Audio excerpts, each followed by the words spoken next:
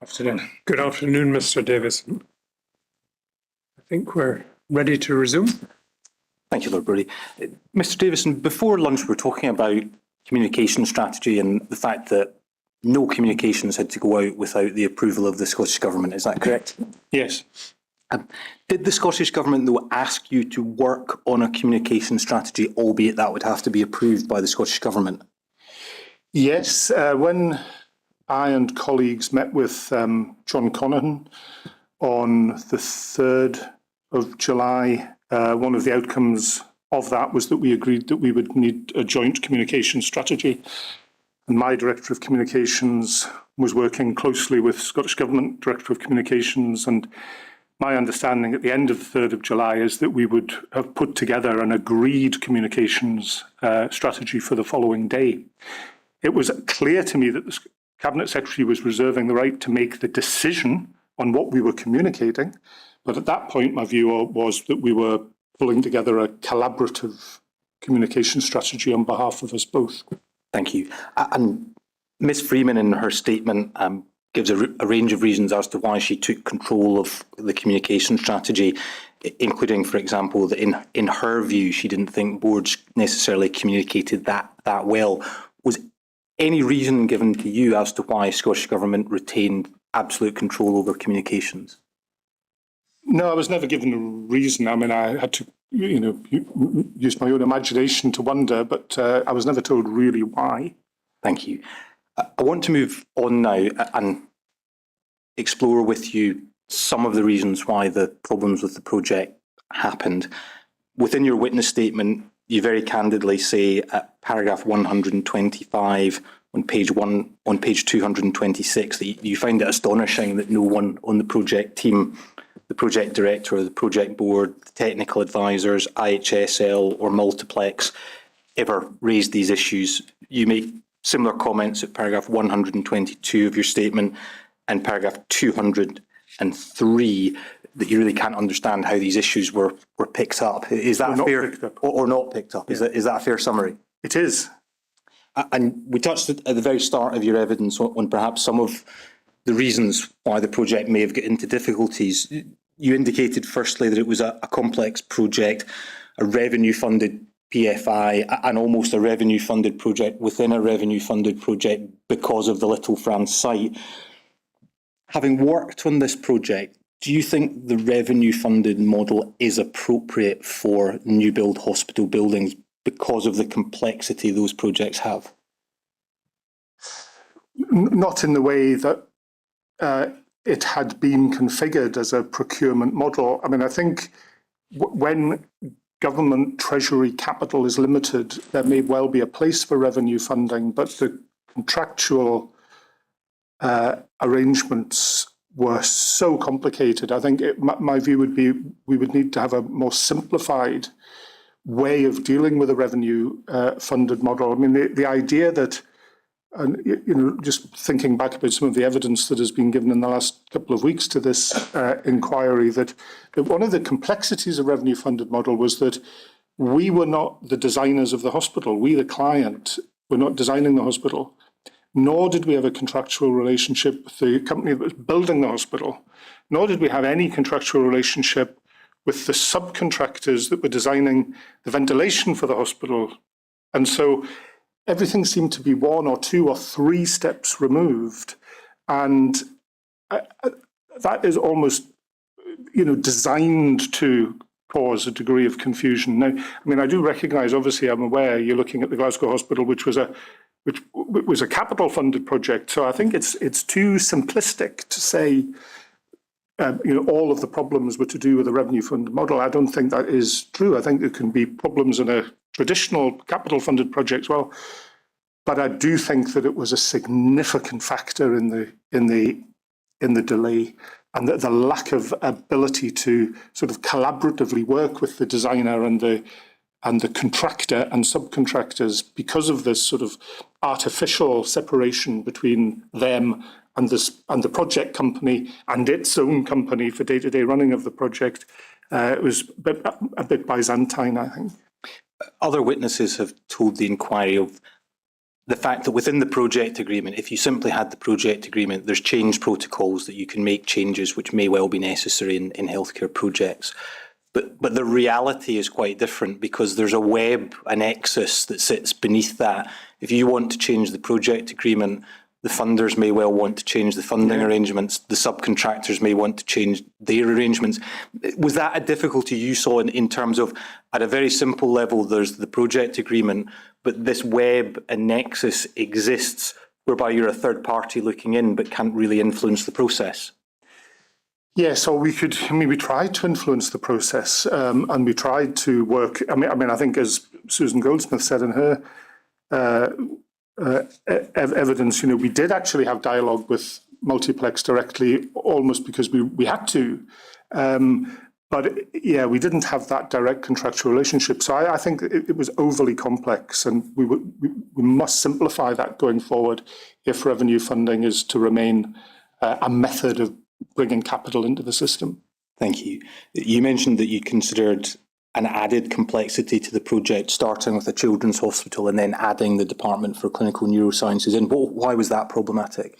Well, just because we had done a huge amount of work on the design of the children's hospital, and then we were adding to it DCN, which increased its size, increased the number of stakeholders involved. Eventually the project involved actually moving 3 different services from 3 different sites. So we were bringing DCN from the Western, we were bringing sick kids from Sheens, we were bringing child and adolescent mental health inpatient services from the Royal Edinburgh Hospital. So it just made it a bigger and more complex and project with greater number of stakeholders. And you mentioned at the outset of your evidence today the difficulties of taking what was initially a capital-funded project and then turning that into a revenue-funded project. Yes. And I had you noted as saying one of the problems was you'd spent a lot of money and done a lot of work, particularly with the clinicians. Yes. And understandably, there would be a desire not to lose all of that work or squander the money that had been spent. That's right. Completely understandable. But within your witness statement, I think you acknowledged that there wasn't really any meaningful risk assessment done, albeit that is well-intentioned, taking that work and putting it into a revenue-funded model. But there wasn't really any meaningful risk assessment as to whether that would, in the long run, be beneficial. Is that fair? Yes, that's right. And I think, the reason for that was actually that the board was under a lot of pressure to bring forward the business case for the new procurement vehicle. And because the project was already delayed as a consequence of all of this and the non-availability of capital, we were keen to get on. But yeah, I think if we'd been able to say, well, so for example, we had the design and we had the environmental matrix and there were some numbers in that environmental matrix, are we going to pause and stop and say, are we issuing this? And are we going to amend it before we issue it? Or should we not issue it? I think that in hindsight, I think if that had happened, then we may have avoided some of the complications of later. So the failure to do a risk assessment whenever the funding model changes, in your opinion, is that an error in judgment, albeit looking back with hindsight? I think with hindsight, well, I think it would have been helpful. At the time, would I have considered it an error? I'm not sure I would use the word error. I think I can understand why it didn't happen. So therefore, I can understand there was some justification for that because of timescales. I think never has a delayed project been so urgently pursuing urgent timescales. It seems we were forever racing to eventually slow down. But I think it would have been extremely helpful if we'd done it, and if that risk assessment had raised the issue of, for example, the environmental matrix. And in your view, for future projects, if they're switching from one funding model to another, do you think there should be a risk assessment that's done as to whether the work that has been done is going to be beneficial for the new stages of the project? Yes, whether it should be issued at all or whether it should be issued in an amended form, or yes. And again, just touching on the environmental matrix, I accept that you're not an engineer or a designer, but some of your former colleagues from NHS Lothian have given evidence to the inquiry saying, with the benefit of hindsight, they wish they'd just never used the environmental matrix at all. It was there, money had been spent on developing it, but they think that, again, is one of the germs of the problem. Would you agree with that? I would, because we thought, and I think thinking back to the time, that our board's construction requirements trumped anything else. But I think there was some confusion among other stakeholders about whether that was the case, and they took the environment matrix to be our brief rather than a helpful piece of design work that had predated that particular procurement model. Yeah. Thank you. And does that perhaps bring us on to a discussion about the clarity of the brief for the project as well? If I could ask you to look to your witness statement, please, page 197, paragraph 28. And it's really just 3 lines up from the bottom. You see there's wording, board construction requirements that were absolutely clear about the need to adhere to SHTM 0301. Do you see that? Yes. So again, is that your own personal view that the board construction requirements were just absolutely clear on what had to be provided? At the time, yes. And still now, I think we were very clear that SHTM 0301 had to be complied with. I mean, what I've subsequently learned is that there was probably inadequate specificity about, in this case, critical care. So I think some people maybe thought SHTM 0301 was about critical care, whereas of course it's about ventilation systems in a myriad of different rooms with a myriad of different air change rates and pressure regimes, etc. And I think it would have been clearer if we had been able to be really clear about what we mean by the application of SHTM 0301 in relation, in this case, to critical care. We do think we are assuming that it applies to this ward of 24 beds and all of these rooms. And I think, it's easy with hindsight to have said that, but I think there was no shadow of doubt, and I think the KPMG audit picked this up and Grant Thornton picked this up. We were very explicit about SHTM 0301 being a core requirement, and not only a core requirement, but being the default position in the situation where there was any contradictory advice within anything else.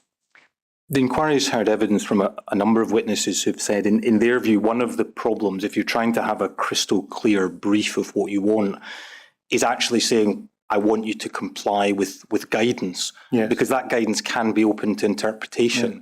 So you're saying, yes, I want you to comply with the guidance, but that assumes that the guidance can only be read in one way. Yes. Do you think that is a problem with this project, of taking something that is guidance that's open to interpretation and slotting that in as a contractual brief?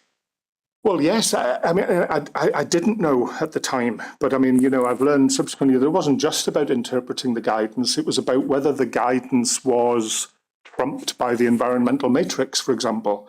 And so there appears to have been scope for a confusion that I didn't believe should have been there. I sort of simplistically, even now looking back at the original version of SHTM 0301, it's clear to me critical care has 10 air changes per hour. And I think the thing that I could never understand was that even had there been this issue of the fact that the environmental matrix had 4 air changes per hour in it, the one that we issued, at least that contradiction should have been raised. And I subsequently learned, I didn't know at the time, that when we were tendering for the preferred bidder, one of the bidders who was not successful in getting the project did actually raise with some of our staff that there was a contradiction between the environmental matrix and our BCR for SHTM 0301. Now, if one of the bidders was capable of picking up that contradiction and raising it, it goes back to the question you asked me earlier. I don't understand why so many other key stakeholders, internal and external, didn't similarly pick up that contradiction and at least raise it for discussion. Because I think if that had happened, there would have been an opportunity to have nailed the situation there, but it was missed. And then it was kind of baked into the project for the next few years. And if we just perhaps think about that point about the clarity, we'll come on and talk about the potential litigation that was going to be raised in a moment. But if we just think about the point that the dispute arises when we're thinking about the clarity of the brief, there's two senior counsel that come to diametrically opposing views on what the contract means. Is that correct?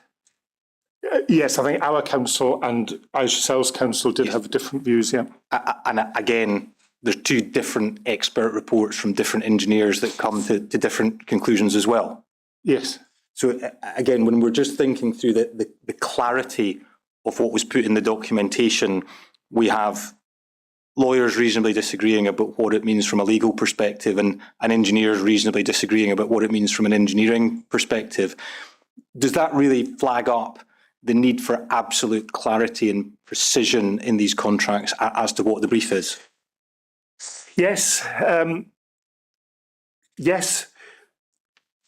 But I think the complexity of some of these acute hospital buildings is such, and the fact that there could be greater standardization, and there are some things that are the same wherever you go, but there are other situations that are much more bespoke to a particular set of circumstances. And for example, you could say the Scottish Government was crystal clear from whatever date it was, 2008 or something, that all new hospital builds should be 100% single rooms.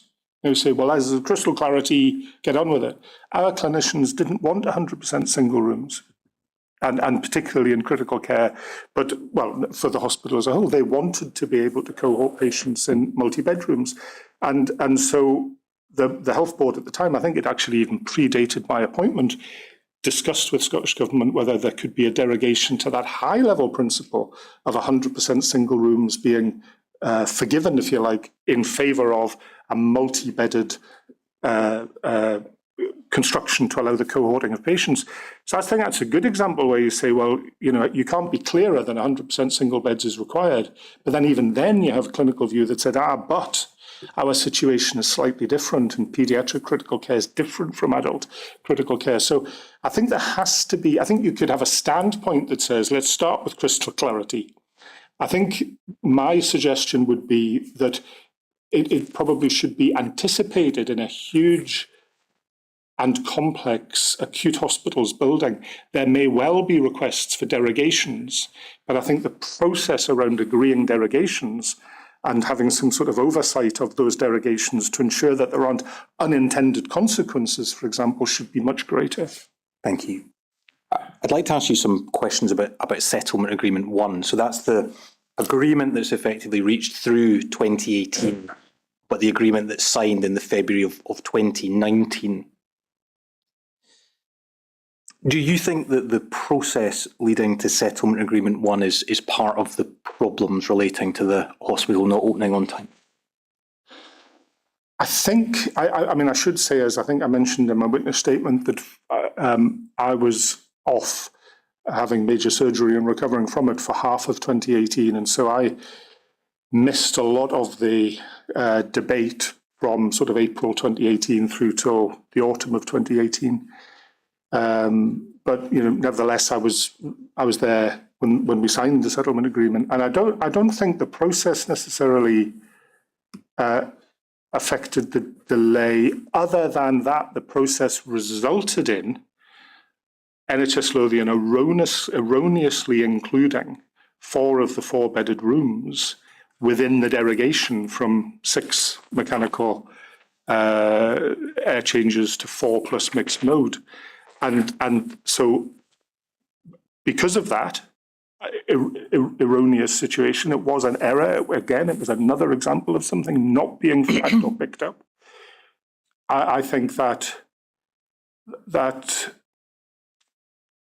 reinforced the error that I was suggesting had been baked into the situation way back in sort of 2016 or whenever, when the environmental matrix was set at 4.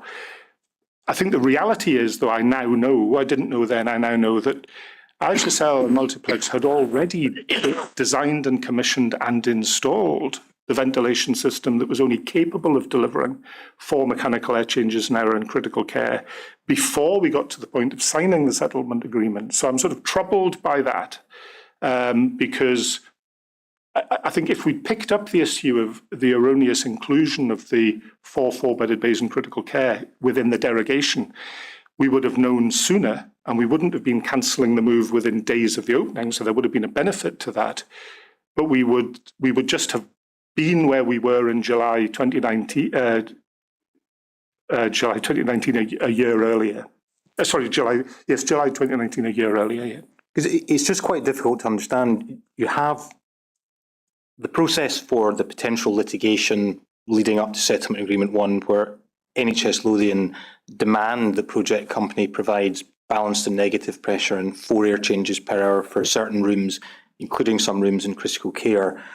And then you have a scenario after the hospital doesn't open whereby NHS Lothian requires positive pressure and 10 air changes per hour. Can you explain, how does that happen?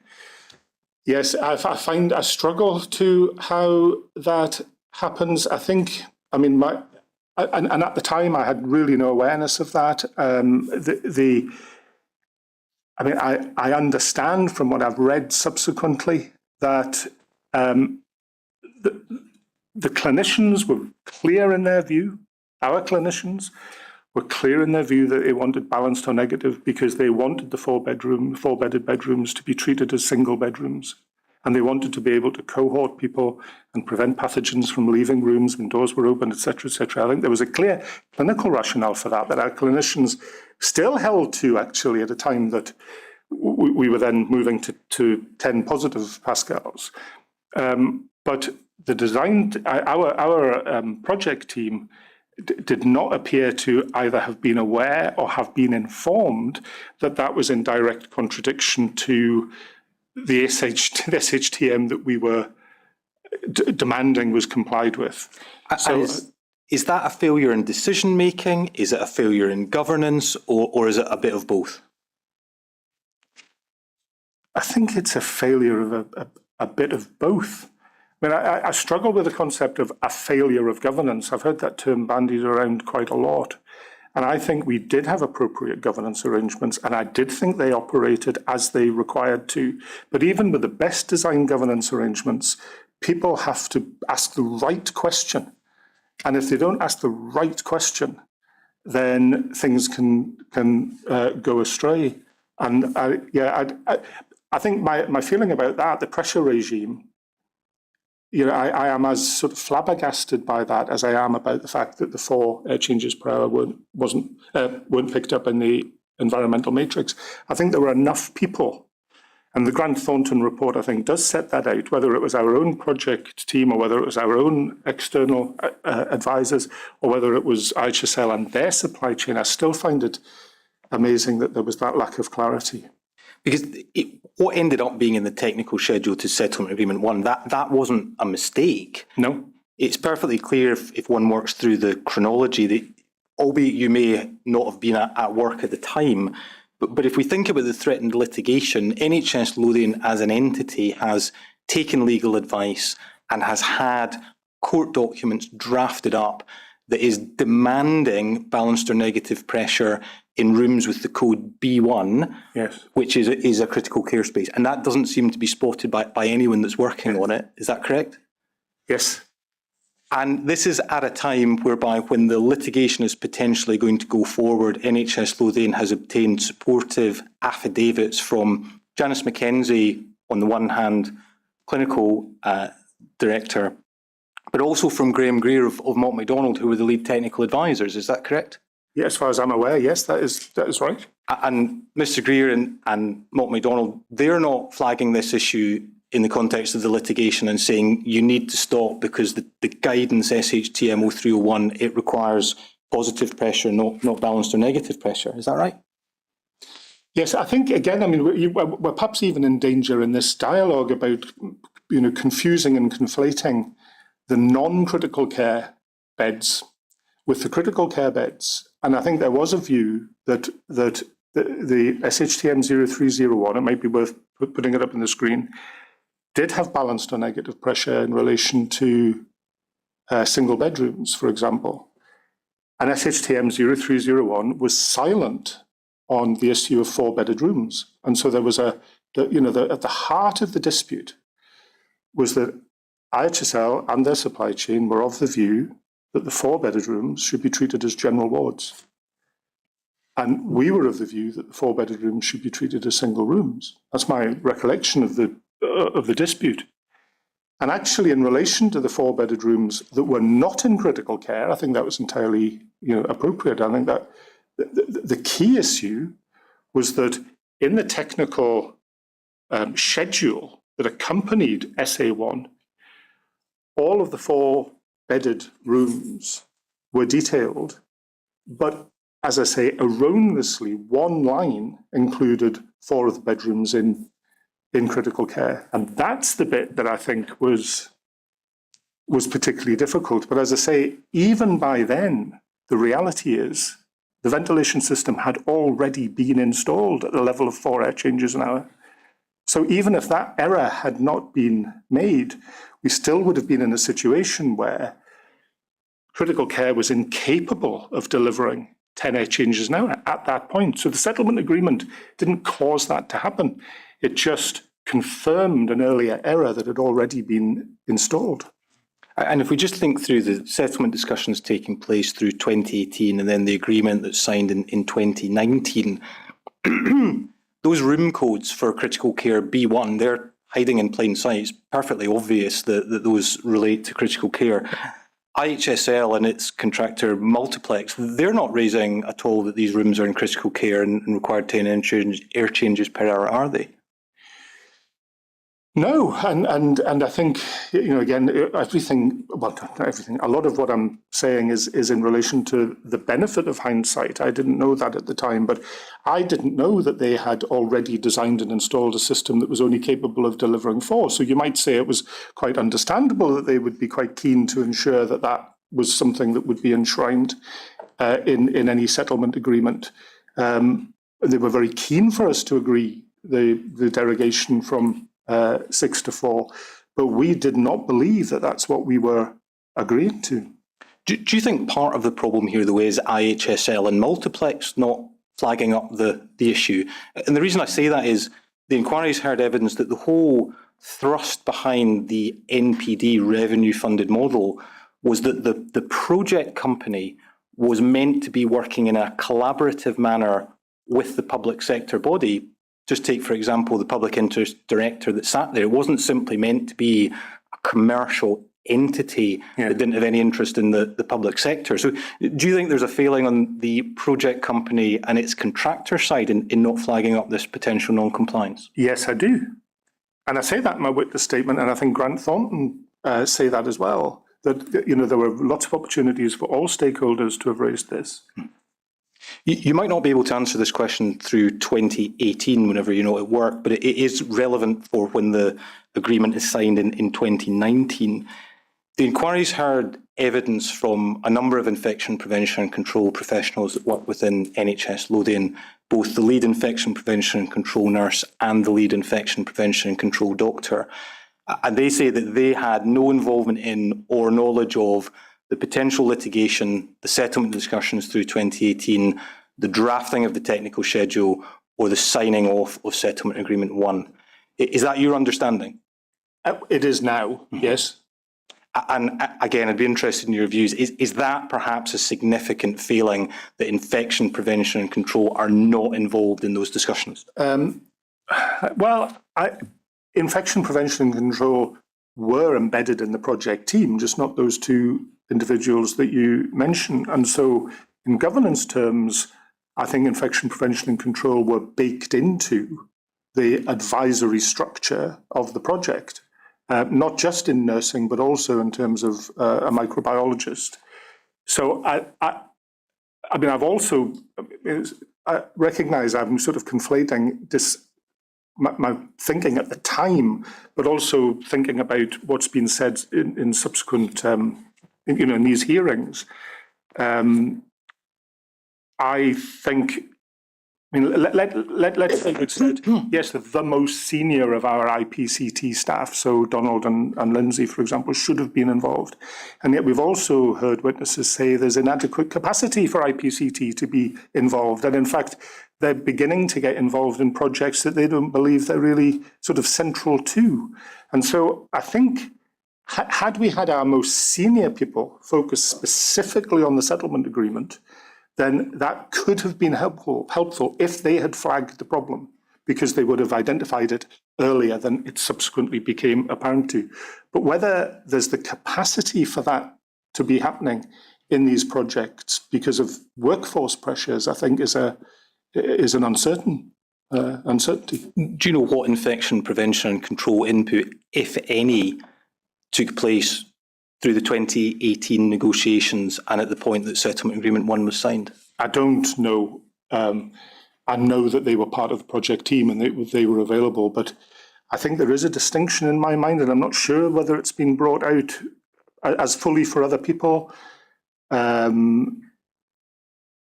think I've lost my train of thought. Sorry, I've lost my train of thought on that. It's all right. I was just simply asking you about IPC involvement, and I think you fairly said you didn't know.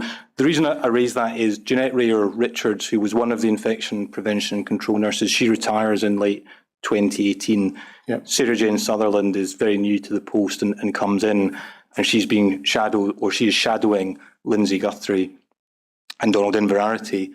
And those three individuals who would be in infection prevention and control late 2018 up to 2019, whenever the settlement agreement is signed, they say that they have no knowledge of the discussions that are going on and had no involvement whatsoever in the drafting of the technical schedule or in the signing off of Settlement Agreement 1. And really what I'm asking for your observations on is whether that was a failure on the project. I'm not sure I would use the word failure. Again, I would say it may have been helpful if that intervention that you're describing didn't happen, had happened and been able to pick up the problem. If someone had said, oh, we're reviewing what you've included in this derogation and it includes critical care, that's a problem. If their intervention had flagged that, then that would have been helpful. I don't know. I'm hypothesizing about whether their intervention would have flagged that. I hope it might have done, but it didn't. Because it didn't happen. But I think what needs to be clear is when we signed that hospital over, it was a contractual handover. It was not a handover assuming that patients were about to occupy the building. And so infection prevention and control, when it came to, for example, high scribe level 4, etc., could not have happened at that time, as you know, because the hospital was still a construction site, but did subsequently happen, albeit very late in the day because of the double running of finishing the project and commissioning the hospital. So I'm sorry for being so long-winded. It may have been helpful if they had picked up the error. I'm not sure I would categorise their lack of involvement at that particular point as an error contemporaneously. So you've touched upon the HEI scribe procedure and the fact that the stage 4 HEI scribe, that's not completed before the agreement signed, which involves the building being handed over to NHS Lothian and NHS Lothian start paying for the building. Is that correct? Yes. Because it couldn't have been completed. Can you help the inquiry though? If we're talking about Settlement Agreement 1, that is either a change to the brief or a change to the design for the ventilation system for the hospital. Is that correct?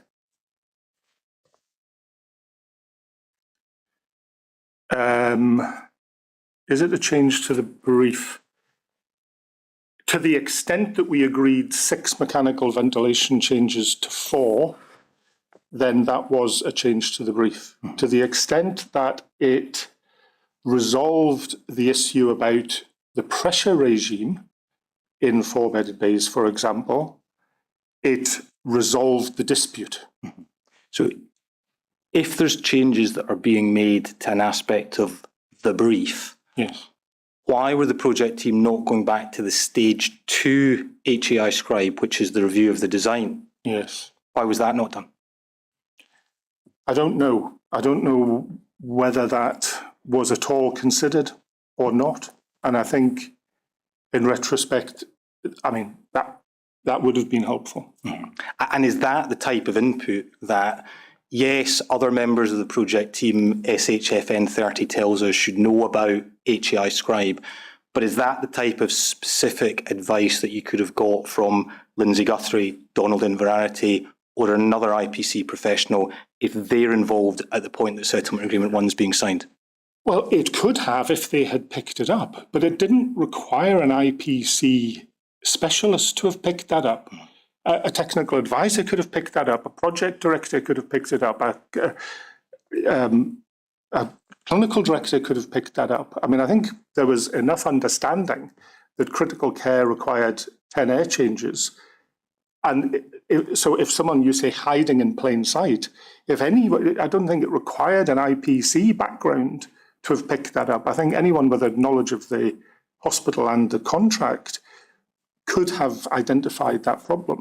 But does that not make the entering into Settlement Agreement 1 all the more astonishing? Because the whole thrust of SHFN 30 and the high scribe process is that all members of the project team should know about it. The estate should know about it, contractors should know about it, everyone involved in the project should know about it. It's hiding in plain sight and no one gives it any consideration. How does that happen? And yes, I can't answer that. If I can ask you to look to your witness statement, please, to page 199 and to paragraph 34. Yeah.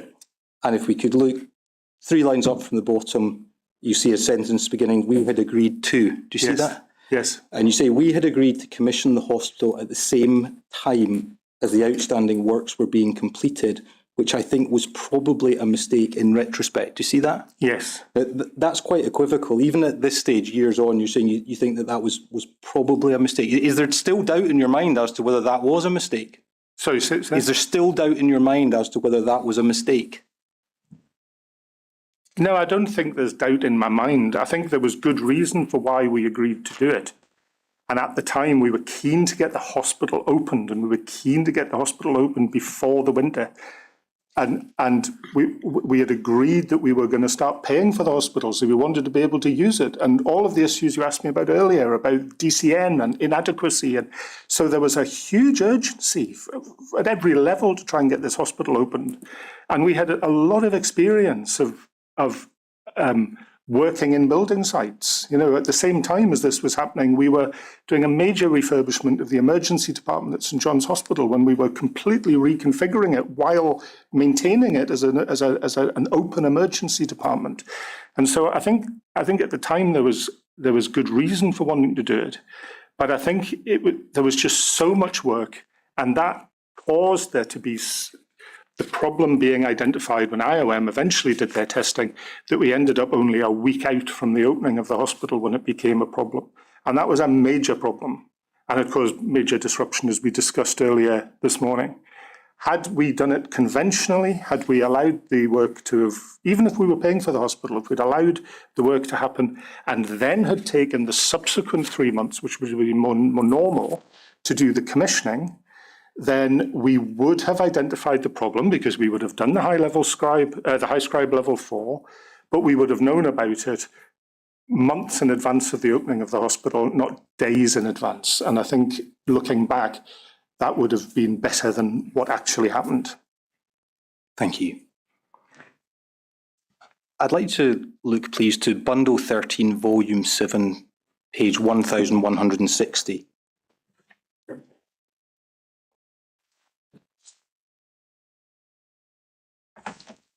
Yeah. So this is a minute of a board meeting held on the 5th of December 2018. Do you see that? Yes. And there's reference at paragraph 37 to final draft supplementary agreement RHSC/DCN. Do you see that? Yeah.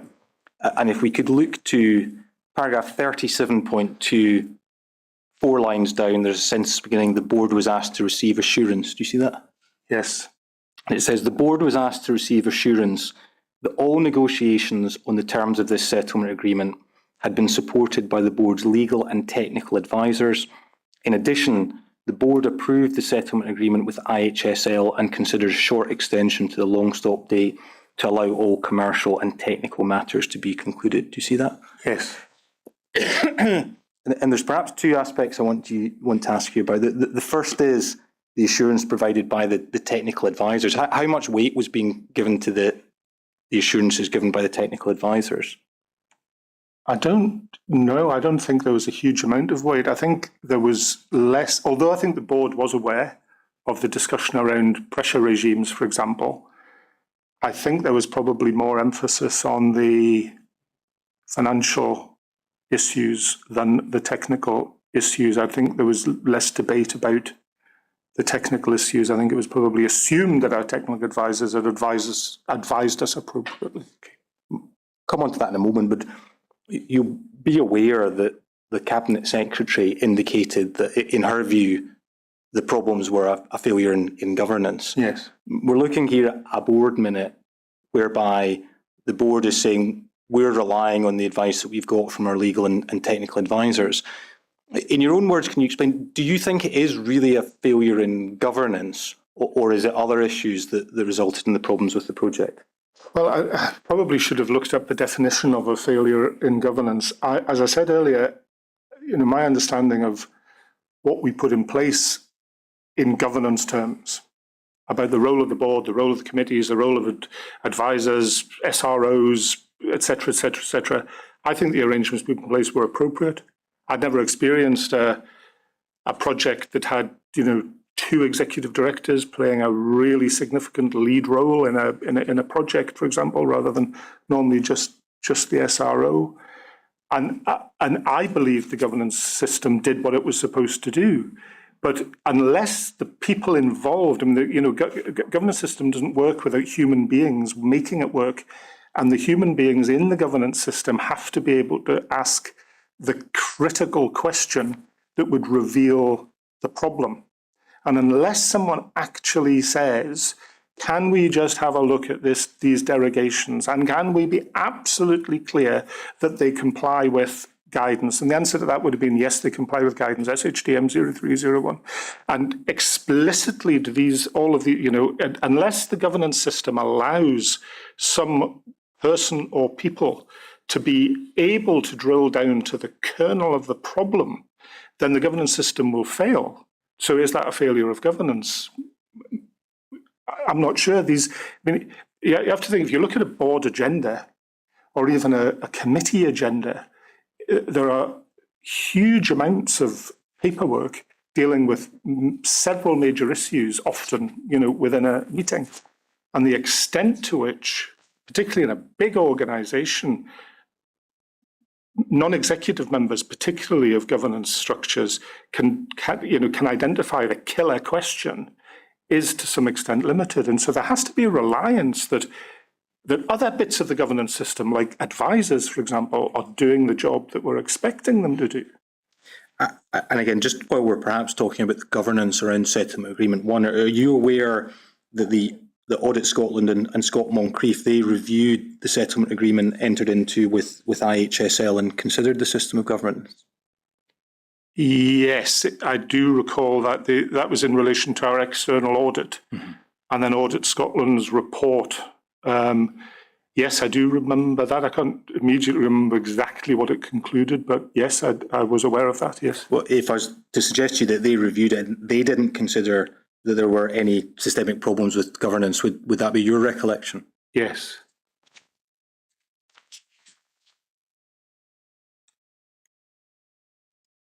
I want to ask you some questions about the commercial context. It's very easy years after the event to look back and pick through very small individual issues.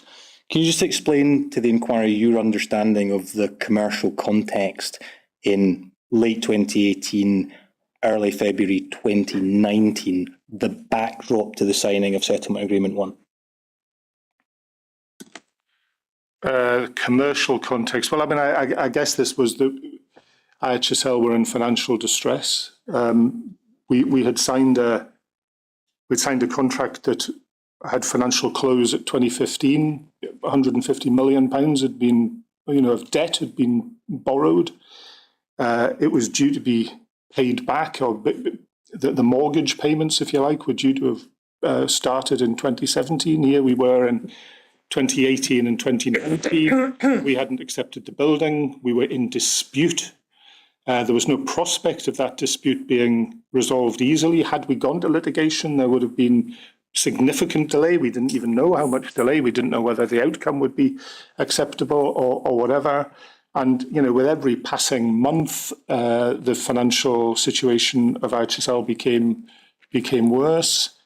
I mean, I think I'll not reiterate all of Susan Goldsmith's advice, but I think it was very clear to us that we were in a major problem, in that the hospital could either be potentially delayed without measure, or the whole thing could collapse, actually. And if IHSL did collapse, the problem then was that although we were able to, we could have stepped in, the principal debt lenders actually had a right to step in and see whether they could resolve the situation. So I think we were kind of, you know, just put it colloquially, as between a rock and a hard place. The contract was going nowhere.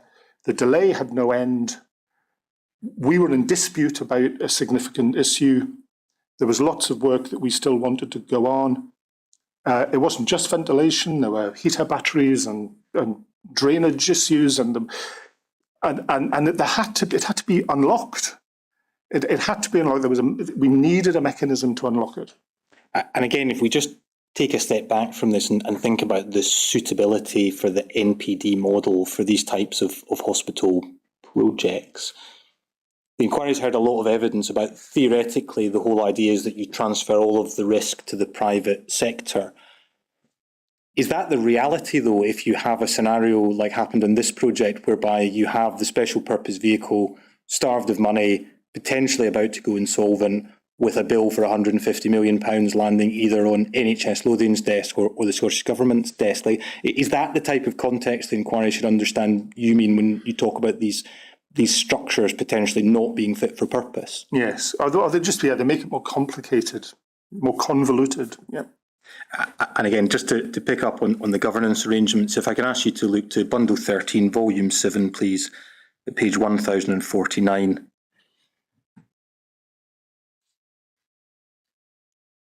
Which is a minute of the Finance and Resources Committee from the 19th of September 2018. Do you see that? Yes.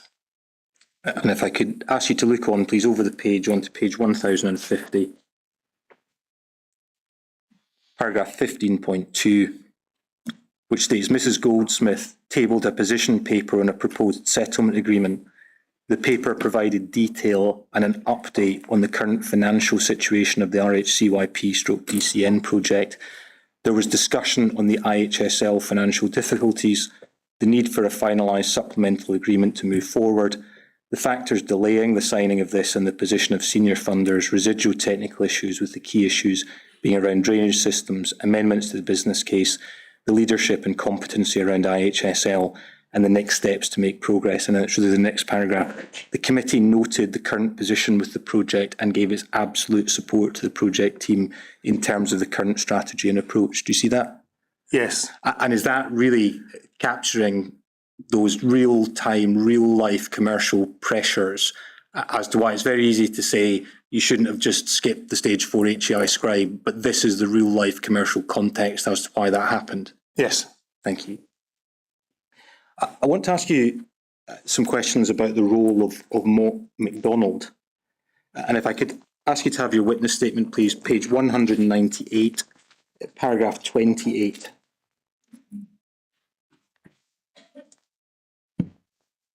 And you see approximately 3 lines down from the top of the page, there's a sentence beginning, that said NHS Lothian. You see that? Yep. So you tell us, that said, NHS Lothian had already taken and relied on technical advice from Mott MacDonald Limited, MML, in relation to the SA1 technical schedule. Do you see that? Yep. So again, was your understanding that the technical schedule, that's been reviewed by Mott MacDonald, the lead technical advisors for the project? Yes.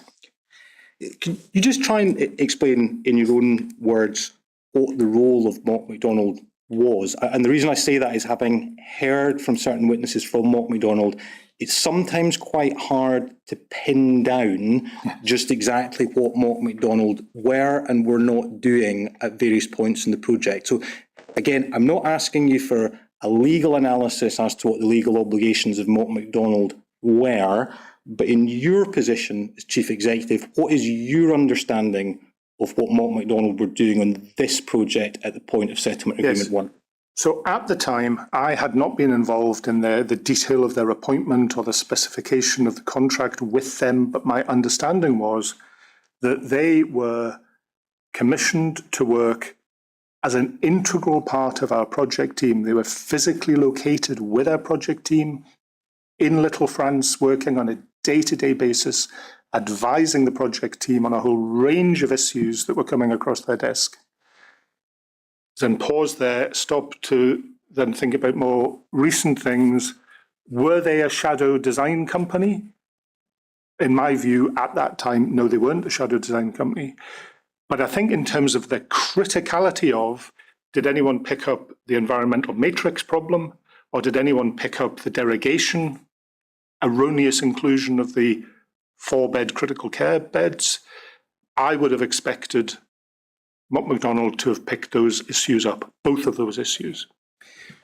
Because again, one issue I'd like to raise with you now is a point that's made in the Grant Thornton report. If you contrast the legal advice that NHS Lothian are getting as opposed to the technical advice from Mott MacDonald, if you look through the paperwork, whenever there is legal advice being given, it's very often crisply captured in a briefing note or an advice note. It sets out what the advice has been sought on and the advice that's being provided. Yes. It's very difficult from the documents the inquiry have seen on the technical side to try to find anything similar. Yes. Do you think that's, again, this isn't a criticism of people at the time, but a reflection on how things could be done better? It might be better in the future if technical advice was crisply captured in a similar way to the way that the legal advice was captured. Yes, I mean, that sounds like a plausible supposition, doesn't it? I just think that it goes back to a point I mentioned earlier about, guidance, for example, being crystal clear. These are hugely complex situations, complex legally, financially, operationally, clinically, et cetera, et cetera. And I'm slightly thoughtful about whether we will ever be able to be just crystal clear in a way that will capture the complexity of individual projects. In particular, if we're thinking about the technical schedule to Settlement Agreement 1, whether the review or the advice was provided by Mott MacDonald or by a third party, do you think that NHS Lothian at that point in time should have had a detailed technical review of what went into the technical schedule? Yes, I think you have to presume that would have been helpful. As I say, sorry, just to reiterate though, just for a second, that would have picked up the problem then rather than later, but it wouldn't have stopped the problem of the ventilation system already having been installed by this point. But would it not have stopped the problem in 2018? Because Yes. the negotiations are taking place through 2018. Late 2018, it's built out Yes. at the risk of IHSL and multiplex, and then it's documented in the February. Yes. But if at the point the agreement, the heads of terms, the principles are being agreed, there had been a detailed technical review, that would have captured the problem, wouldn't it? Well, you would hope so, but problem. And why did we not capture the problem without that? And so, I mean, I would, continue to ask the question. Well, you would assume so, but can you guarantee that that would have captured the problem? I think reflecting for a moment on the role of Mott MacDonald, could I ask you to have in front of you, please, Bundle 13, Volume 5, page 1272.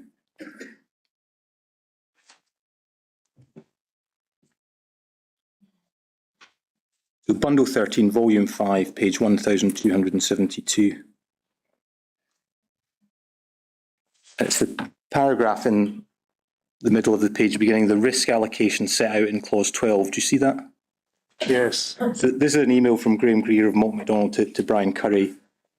And Mr Greer states, the risk allocation set out in clause 12 of the PA is clear, and I'm concerned that if the board agreed to write the above BCR statements, it could significantly alter the PA risk allocation in IHSL's favour.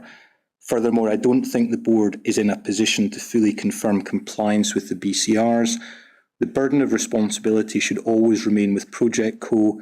As we are not the designers, Mott MacDonald would not be in a position to provide that design assurance to NHSL. Do you see that? Yes. And it's just to try to understand your understanding of what was happening with Settlement Agreement 1, because this is saying we can't provide you with design assurance.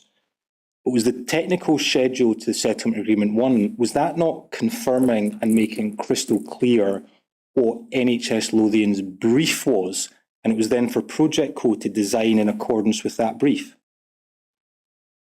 Yes, I think so. I don't think I had ever understood, as I said earlier, Mott MacDonald being a shadow design team. I mean, these concepts of a shadow design team have been used and discussed in the past, where you literally do have a shadow design team to sort of forensically and microscopically second guess everything that your contractor is doing. We were never in that situation. So I'm not sure I really fully grasp the point that's being made here. At the time, as I recall it, I wasn't expecting Mott MacDonald to be taking on the design risk. Project Co was supposed to be taking on the design risk. What we were signing up to, though, erroneously included rooms that should never have been there. And I don't believe now that it would be unreasonable to have expected technical advisors closely embedded in the project not to have been able to flag that. So, and if we just think about Mott MacDonald's involvement, Mr Greer's providing a supportive affidavit for the litigation, no problems are being flagged at that point, and there's no problems being flagged when Mott MacDonald are assisting with drafting the technical schedule, albeit Mr Greer's making clear that Mott MacDonald aren't acting as a shadow design team. yeah. Thank you. In terms of roles on the project, you raised the concept of the independent tester within your witness statement. Do you think there were problems on the part of the independent tester for the project? Yes. And can you just explain what do you think those problems were? I think it came down to a lack of understanding on our part that the independent tester was testing against the environmental matrix rather than against the board's construction requirements, or so testing against what he had understood to be agreed between the parties, in this case the derogations, rather than against the SHTM 0301 standard. And so I think that confusion was not helpful, but also I think the independent tester could have raised that contradiction. I think again, I just would have expected the independent tester to say, well, I've looked at this and the air changes are only at 4 an hour. I see over here that you've agreed to that, but I'm flagging to you that that is in contradiction to your board's construction requirements. Again, but I don't know why. I understand, I think now that the rationale is because I was testing it against the contract, not against the standards. But I think it would have been helpful if we'd been clear about that, and it would have been helpful if the independent tester had been, potentially doing both. Because if he'd been doing both, you would have said, well, there's a dichotomy here, there's a contradiction. At least it would have allowed us to have had a discussion at that point about the contradiction. Even if we had been in error, it would have been flagged earlier. Thank you. I'm going to move on in a minute and just really ask you about the period from July onwards, but perhaps before we leave your statement, if I can ask you to look to page 202, please, and to paragraph 42. And you see that there's a heading 6 air changes per hour to 4 air changes per hour. And at paragraph 42, you say, even before we had signed off SA1 from around May 2018 onwards, IHSL were desperate for us to agree a derogation from 6 air changes to 4 air changes. Do you see that? Yes. Could you just perhaps expand on that and explain just exactly what you mean by that statement? Well, that they had, I can't remember the date, but, significantly earlier than that, and I don't know what, I can't remember the dates, IHSL had asked us to agree derogations from 6 to 4, and we had rejected those. And yet it appeared that the only way, when it came to SA1, we could resolve the dispute about the pressure regimes was if we also agreed to the derogation. And although it's called 6 to 4, I believe at the time it was 6 mechanical to 4 mechanical and 2 mixed mode. And so although it's been characterised as 6 to 4, I think there was at least a belief that it was 6 to a different type of 6. But nevertheless, I think that was my understanding. Thank you. I now want to move on and just to ask you about some questions about what happens within that critical period from the 1st to the 4th of July of 2019. When the issues are identified by IOM Limited, they say in their opinion there was non-compliance of the critical care rooms with SHTM 0301. Mr McKechnie of TUV Sud, he still maintains that what he had designed fully complied with SHTM 0301. Is that correct?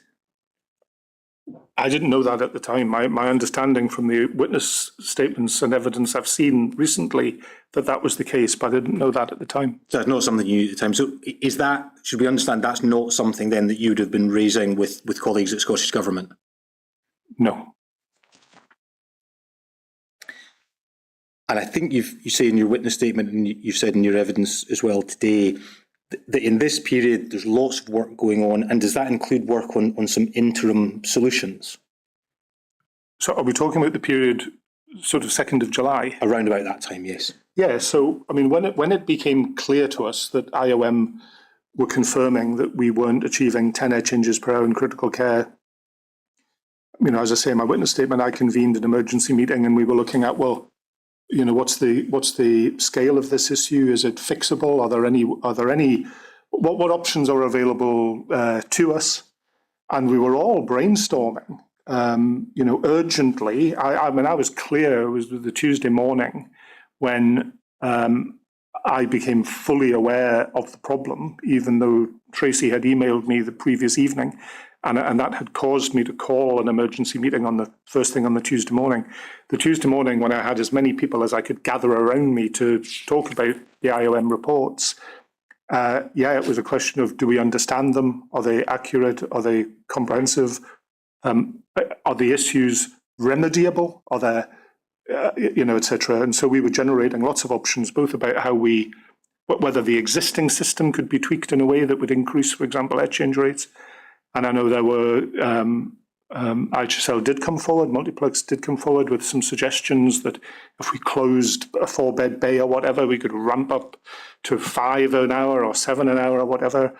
And we were looking at the options that I set out in my note to Scottish Government the following day, where I was saying, well, it seemed to us the options were the 4 options that I described. So yeah, there was a huge amount of activity going on that day, and lots of interactions going on, both internally with clinicians, with advisors, with HFS and HPS, with Scottish Government. I mean, we were really, I was really clear we needed to make a decision within a day or two. This was not something we could avoid, and unless we could be confident about making a decision that we could fix this and continue with the move, then we would have to defer the move. And I think Tracy had come to that conclusion anyway on the Monday evening. She was saying, if this is right, if this IOM thing can't be fixed, we shouldn't move. And again, obviously the Scottish Government come in and say that that's what's going to happen, but it's a very similar thought process on the NHS Lothian side as well, of if it's an unknown risk, we simply can't open the hospital.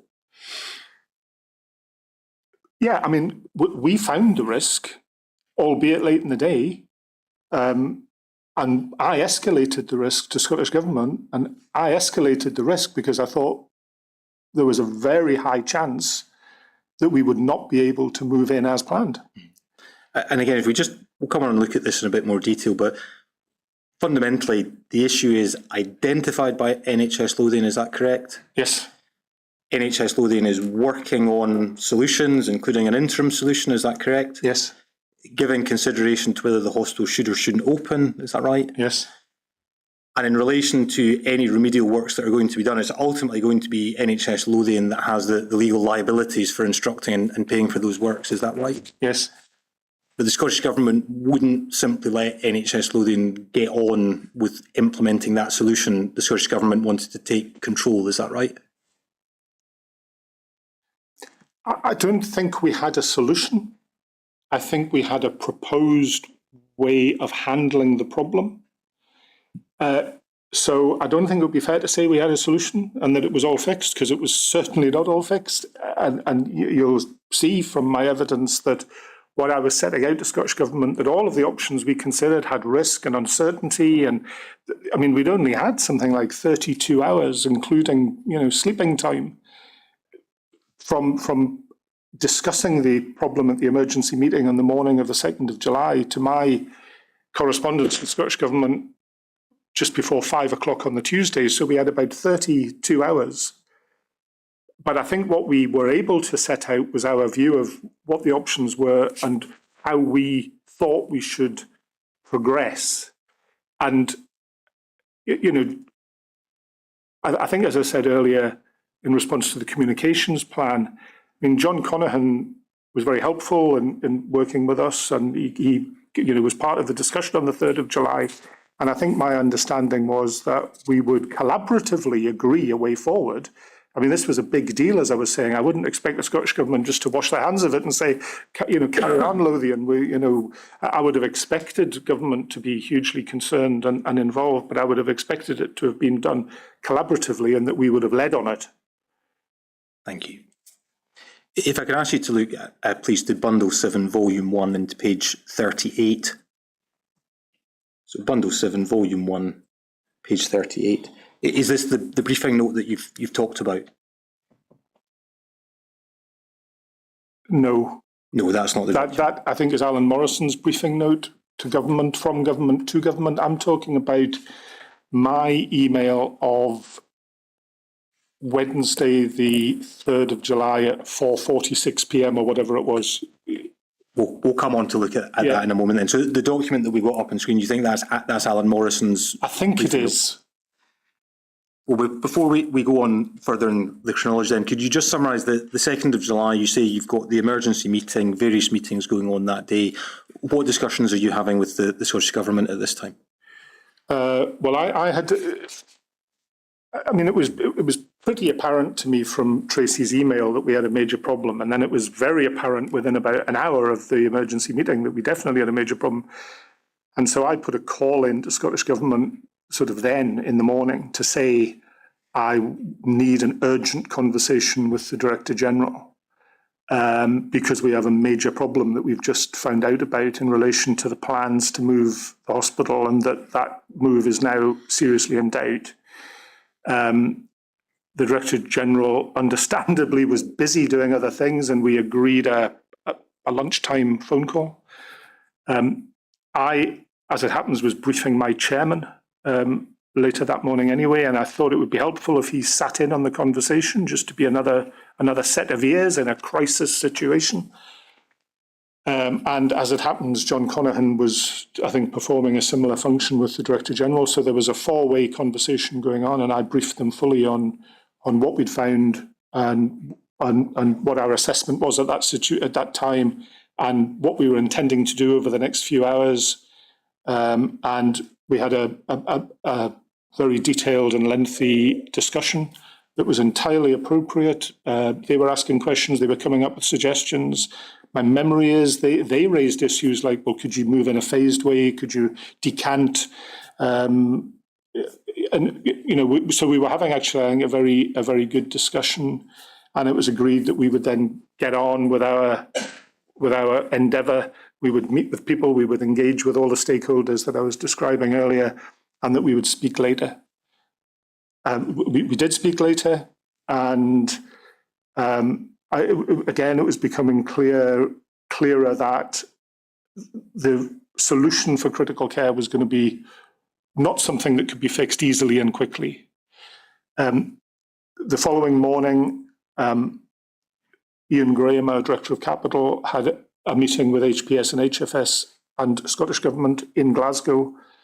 One of my colleagues, Jackie Campbell, and I phoned into that meeting first thing on the Wednesday morning, the 3rd of July. We set out, similarly as I had done to Scottish Government, I set out the case with colleagues, and HFS and HPS were very good. They asked questions about how confident we were that our potential plans around remediation could work, how confident we were that we had a contingency plan in the event that the remedial works couldn't work. You know, if, for example, there'd been a view that, well, we could move in and decant, or we can move in and fix it by closing 4 beds at a time and fixing the air handling systems, etc. And they were really posing, I think, very helpful questions, which I was posing of myself, which was, well, okay, so that's fine if it works, but if it doesn't work, what do you do then? And I think it became very clear. Their advice was very strong. I think it was about there's too much risk here. Our advice is you should defer it. It was not their decision to make. I regarded it as my decision to make, albeit in concert with Scottish Government. And I wouldn't have escalated it to Scottish Government if I didn't believe that it was a decision that we would have to make jointly or collaboratively, even though I was the accountable officer and it was, my contract or my organisation's contract. But then, the following day, I think there are minutes of 2 sort of seminal meetings, one at 1 o'clock and one at 2 o'clock, where our thinking, sort of solidified. Perhaps it's helpful if we just Yes. look on to the minute of the 2 o'clock meeting. If you could have Bundle 7, Volume 1 at page 57 in front of you, please.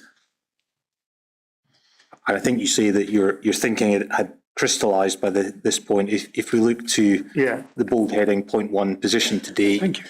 we see it recorded, Tim Davison advised that after significant soul searching, the main punchline was that the system did not feel confident in moving the RHCYP in its totality in the forthcoming weekend, and felt that it would be sensible to rephase the process. Do you see that? Yes. So again, can you just explain in your own words what's been discussed at this meeting?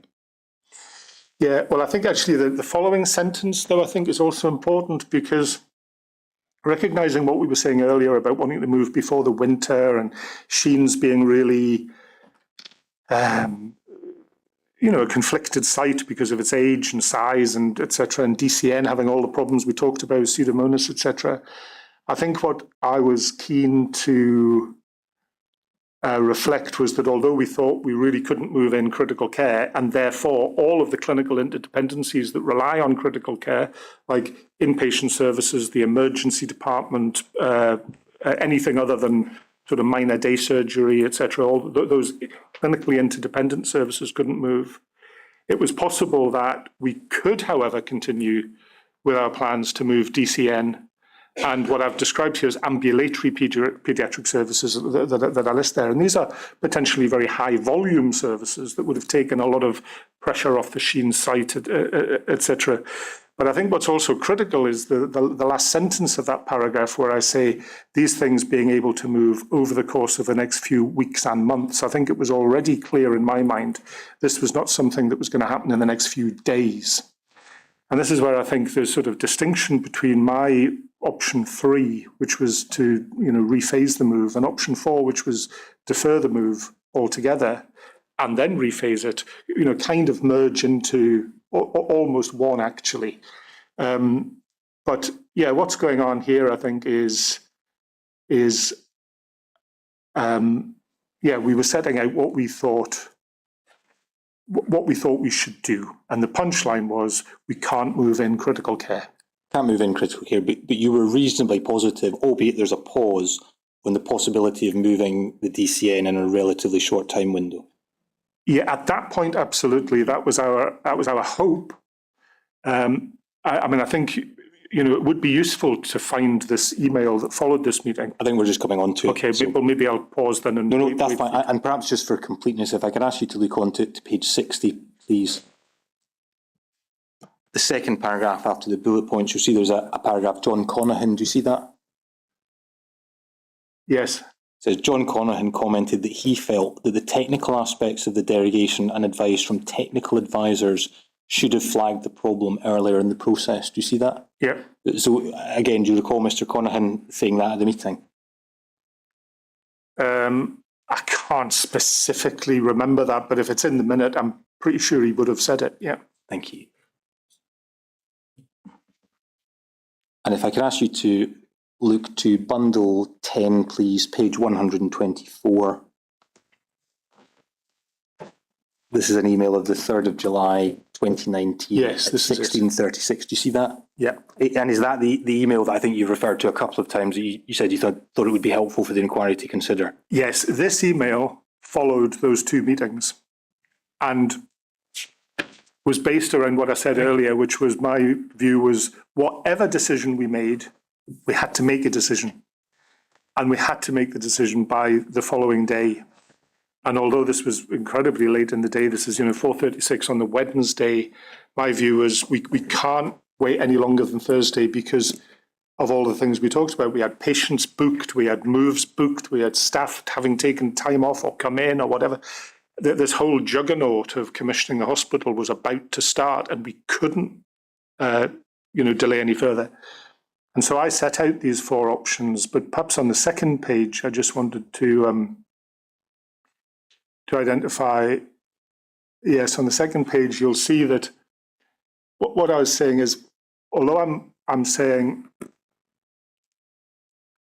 the option that was supported was to rephase the timing of the move to allow a phased occupation over the next few weeks and months, reflected the fact that later in that email, I say in the third bullet point, that we would have to clinically risk assess and plan the rephased moves that I described. And my clinical advisors, who were part of the discussions on those 2 days, and in particular the Associate Medical Director, Eddie Doyle, and the Paediatric Services Director, Fiona Mitchell, they were very clear that although ambulatory care services like outpatients and that kind of thing could move, it was a plausible suggestion to make that they could move, there'd be no time to engage with clinical teams about, well, just what are the practicalities of that, what are the hidden consequences, what are the unintended consequences,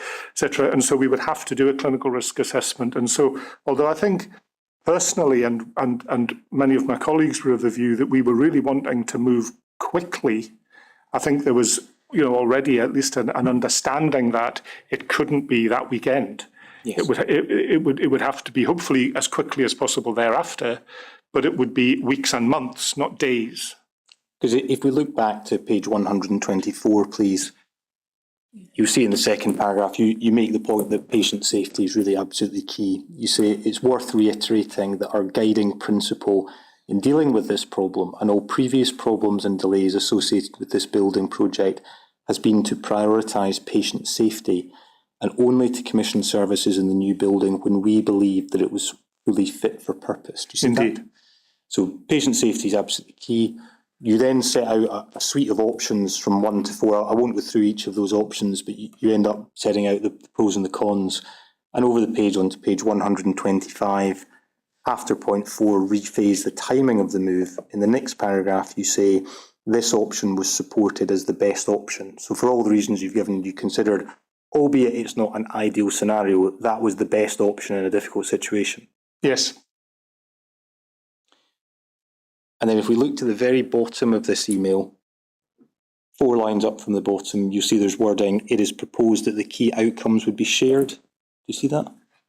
So the final paragraph, 4 lines up from the bottom, there's wording, it is proposed that yes. it is proposed that the key outcomes would be shared within NHS Lothian and with our NHS bodies in Scotland as appropriate to help with cumulative understanding of the issues arising and to help with both preventative and reactive measures to mitigate the likelihood and impact in future projects. Do you see that? Yes. So again, albeit you're in the midst of the issue, you're already thinking, well, we need to learn from this for the future. Is that right? Yes.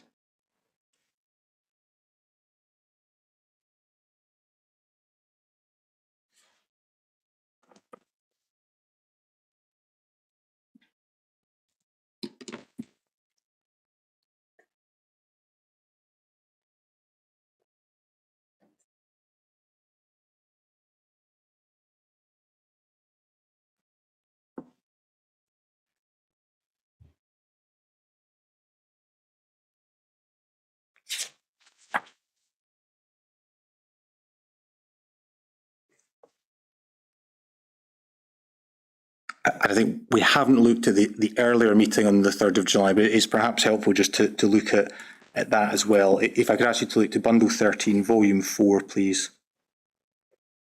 So Bundle 13, Volume 4, page 1326. You see that at the bottom, there's an email from Edward McLaughlin that says, colleagues, modified version of our discussion notes as agreed below. Do you see that? Yes. The email at the bottom that says modified version of our discussion notes as agreed below. And then if we look down, if we go on to page 1328 first, you see that there's a range of meeting participants listed, including yourself, Tim Davison, by phone. And it's really just to look back up the page to page 1327 towards the bottom of the page. You see, so 1327. You see we could keep scrolling down. There's the heading unknowns. Yeah. And one of the unknowns is the safety implications of running the facility with 4 air changes rather than 10. Do you see that? Yes. So at this point, by 3rd July, should the inquiry understand that all the participants on this meeting understand that there's non-compliance with the guidance, but whether 4 is safe, that's an unknown at this point. It hasn't been bottomed out whether it is or it is not safe. I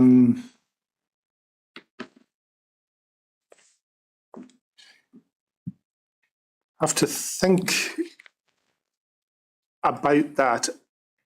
I mean, I know there's been a lot of discussion in previous hearings about this. I mean, you know, Sheen's had no air changes and it was safe. I think our expectation was never anything other than that we needed to achieve 10.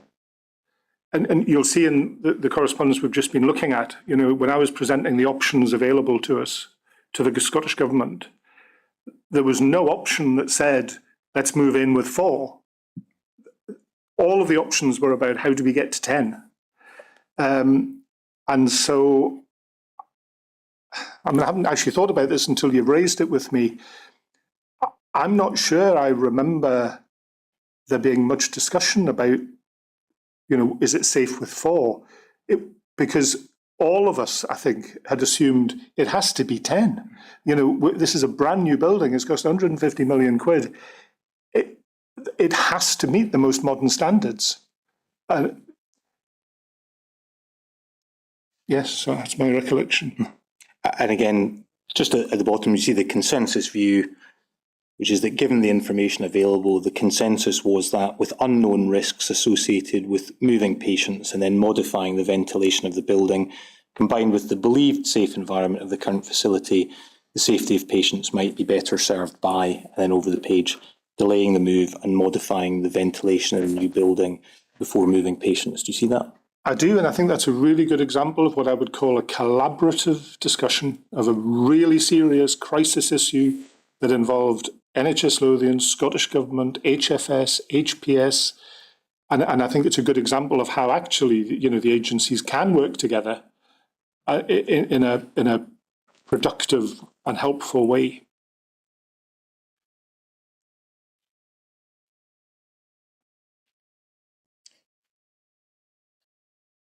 So what happens next? We're at the 3rd, and we're going to come on and look at the letter that you get on the 4th of July. Yes. But can you just, at this point, it all seems very collaborative, everyone's discussing matters, nothing's agreed. What happens next? I might have to rely on my statement for the detail, but I think, as we said earlier, my comms director was working closely with the Scottish Government to pull together a communications plan for the following morning. John Conaghan had made it explicitly clear in the meeting at 2:00 that day that there would be no decision until the Cabinet Secretary had come to a conclusion about what the best thing should be. So it was very clear that NHS Lothian was not able to make its decision alone. And I accepted that fully. As I say, I wouldn't have engaged Scottish Government if I didn't think they had a huge role to play in what do we do in this crisis. So it was known to me that we would have to wait for the Cabinet Secretary. We anticipated the Cabinet Secretary would have a meeting in the morning. The view would be known, and we would take things from there. And the timelines would follow later in the day that the Cabinet Secretary made a decision. The later in the day, other things could have happened. There was a flurry of telephone calls and emails that evening. I spoke from memory with Malcolm Wright and with John Conaghan and with, I think, one or two of my own colleagues in the evening. And that evening, John Conaghan particularly was saying the Cabinet Secretary will make the decision hopefully tomorrow, and wants to lead on all of the communications and wants there to be nothing said to what I was describing as the public, the media, the staff or whatever, until she had advised us of her decision.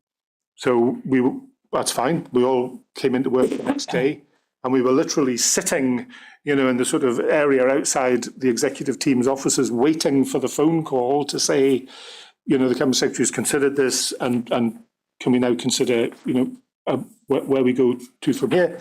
And we waited and we waited and we waited. And then at 4:30 in the afternoon, I think I got a copy of, I can't remember whether it was an email or a telephone call to say that the Cabinet Secretary had issued a media statement saying that she was pausing the whole move. And that was the first I'd heard of that. So it's announced publicly before NHS Lothian is told of what's going to happen? Yeah, I mean, I think within minutes, but, I think the announcement was made and then we were told. How difficult a situation was that for you to deal with? It was difficult. I think, as I said earlier, we because we'd been expecting the decision to be made in the morning, we had set up briefing meetings for staff, in the later part of the morning or in the early part of the afternoon or whatever.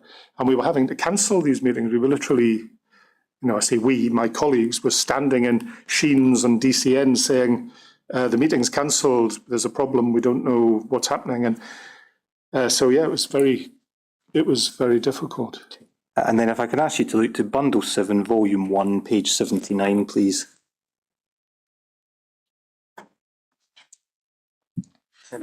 Bundle 7, Volume 1, page 79. Do you recognise this document? I do. So we'll come on and look at the detail, but what is it? It's a letter from the Director General formally confirming the Cabinet Secretary's decision and what government wanted me now to do. So if we think of the minutes and the correspondence that we've looked at that have quite a conciliatory tone, a collaborative approach, it's quite a different tone that we see in this letter, isn't it? Yes, it's a very different tone, yeah.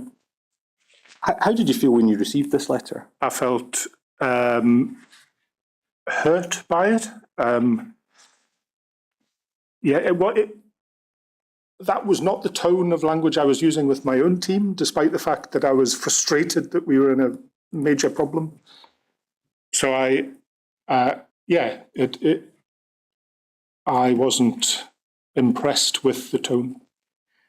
And again, just if we think back to the background to this letter, NHS Lothian has identified the problem, escalated it to Scottish Government, and has been working on potential solutions with Scottish Government. Is that correct? Yes. And the NHS Lothian internal view was that there should be a pause on the move until NHS Lothian was satisfied that it was safe for the hospital to be open. Is that correct? Yes. And then if we look at what this letter from Mr Wright is saying, if we pick matters up on page 79, 3 lines down, see just in from the right-hand side, there's wording, the Cabinet Secretary has taken the decision. Do you see that? Yeah. It says the Cabinet Secretary has taken the decision to halt the planned move of the Edinburgh Children's Hospital and the Department of Clinical Neurosciences for the time being. As I've already advised you, this is taken in the best interests of patient safety and to ensure that we provide sufficient time for resolution of the ventilation issues. Do you see that? Yeah. Is that not exactly the same rationale that you were putting forward in your email, which was we need a pause and patient safety needs to be absolutely key? Yes. If we then look to the bullet points, you've to put in place and maintain a communication plan. Do you see that? Yep. Is that something that you were already working on collaboratively with the Scottish Government? Yep. Bullet point 2, I also require an assurance that there are no other material specification deficiencies in the building. Do you see that? Yes. And then if we look to the next paragraph, it says, please note, in respect of the external scrutiny of the adherence to technical standards and the governance process surrounding these, we will wish to ensure that any planned resequencing of moves will only occur once we have received clearance that all facilities meet the required technical standards, including those applying to infection control and lessons learned from the commissioning of the new Queen Elizabeth building. Do you see that? Yeah. Did you get told in this letter what the required technical standards were? Because, again, if we think back to your statement, in your witness statement where you talk about the clarity around complying with SHTMO 301, did that really help to be told you've just got to comply with the technical standards, or does that come back once again to what's required of technical standards that are open to interpretation? Yes, I think so. I mean, I think we were particularly focused on SHTM 0301, and we were particularly focused on critical care within that. So I think, my feeling was that there could have been a greater clarity around that. And I think I mean, it's difficult to say because the events were moving so quickly, but we had already engaged with HFS and HPS, as I was describing. You showed me the minute of the meeting. And I think in the days that followed, we would have been engaging with HFS and HPS anyway in a more formal way to say, right, we've got this major problem. We need your help in working out how we risk assess the rephasing.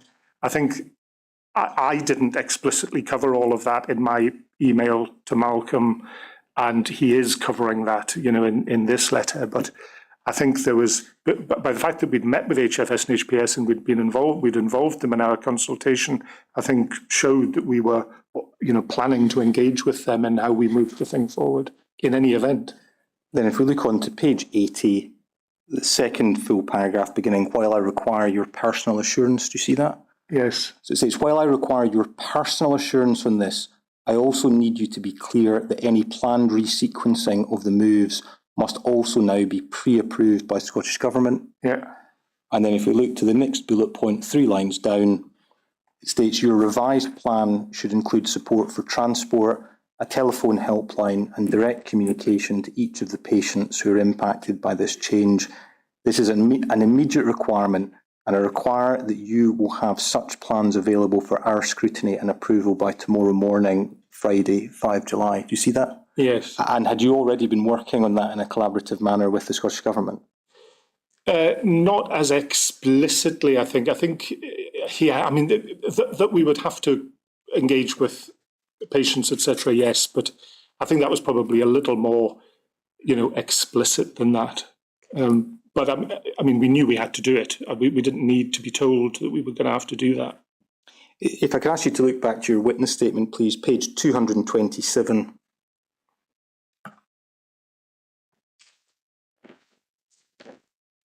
Paragraph 128, approximately 5 lines down, you're referring to interactions with the former Cabinet Secretary. You see approximately 5 lines down, there's wording, she expressed her view that it was the board's. You see that? Yeah. She expressed her view that it was the board's failure, and in particular, a failure of governance. Do you see that? Do you think that was a fair comment? No. Why not? Well, as I go on to say, I thought it was premature to have come to that conclusion. And it was the board's failure. Let's just be clear. This, as I said earlier, this was a major problem. It was a huge shock to us, and it was a significant event. And it was our project, and we were in charge of it, and we had this problem. So I think, I don't think you could pretend other than that this was a failure. The project had not delivered what we wanted it to deliver, and it was going to be hugely disruptive and financially costly to remedy. So I would agree. I would expect her to be really, concerned and about it as we were. But I'm not sure that, I didn't think it was a failure of governance. I thought we had appropriate governance arrangements in place.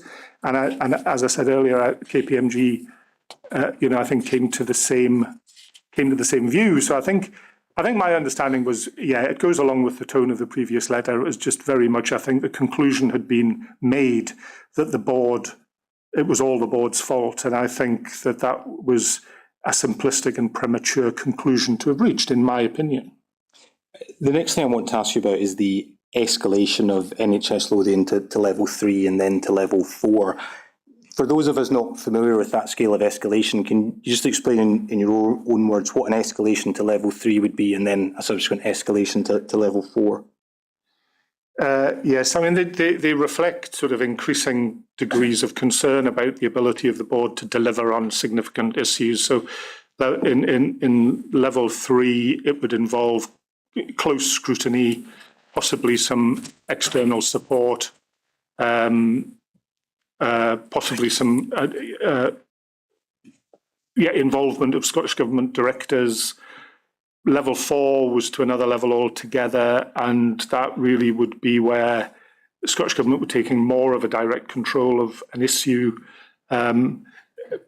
Still, as Chief Executive, even under level 4, I would remain as the accountable officer, etc.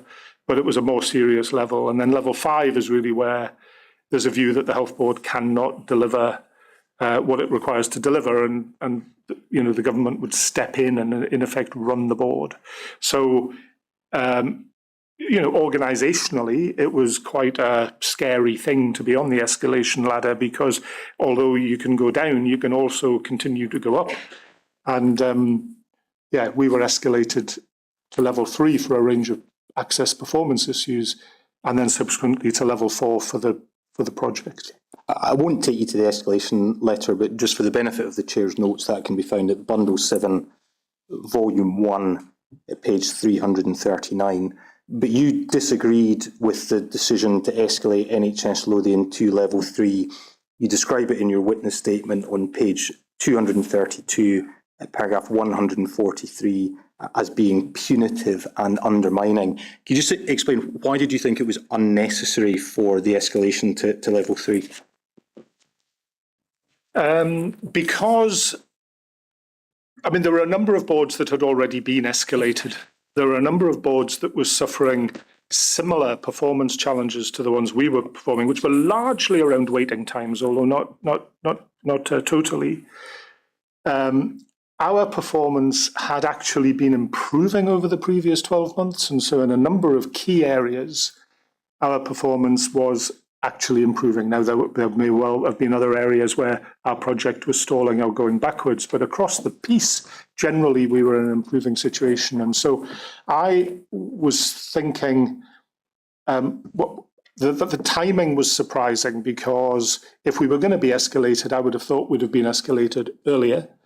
And also, when we were escalated, there were other health boards. I mentioned Glasgow as an example, which were as challenged, in my view, in a range of areas that were not being escalated. And it was so close to the event of the delay to the hospital, and the attitude of government towards us, did feel like it was a very seriously unhappy with us, and emotions were running high. We were all hugely embarrassed and shocked by the situation we were in, and it just felt like, if you were going to escalate us, why now? It's like a week later, and it's just ladling on more pressure onto something that wasn't a new thing. Our performance issues had been around for a long time, and as I say, had been improving.